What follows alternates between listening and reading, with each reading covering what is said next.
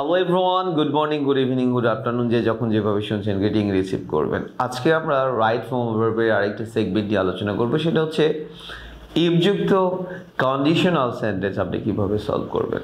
ইফযুক্ত conditional সেন্টেন্সের ক্ষেত্রে আপনাকে তিনটে স্ট্রাকচার মাথায় রাখতে হবে। প্রথমত আপনাকে বুঝতে হবে জিরো কন্ডিশনাল কি, পাস্ট কন্ডিশনাল কি এবং পাস্ট পারফেক্ট কন্ডিশনাল কি।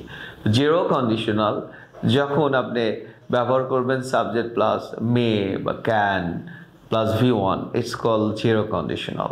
পাস্ট কন্ডিশনালের প্যাটার্নটা কি, subject plus could, might, would plus V1, it's called past conditional. Past perfect conditional, past perfect conditional হলো subject plus would have, could have, might have plus V3, it's called past perfect conditional.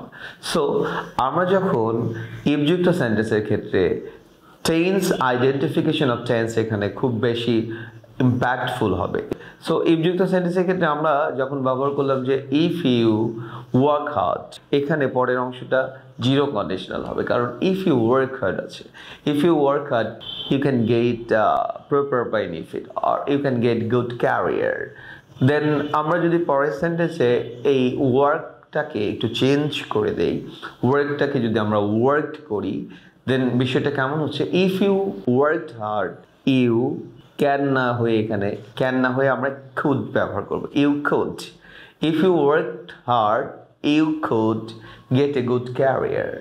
দেন আমরা যদি এই ওয়ার্কের জায়গায় had worked ব্যবহার করি, যেমন হতে পারে if you had worked hard you could have gotten a good career.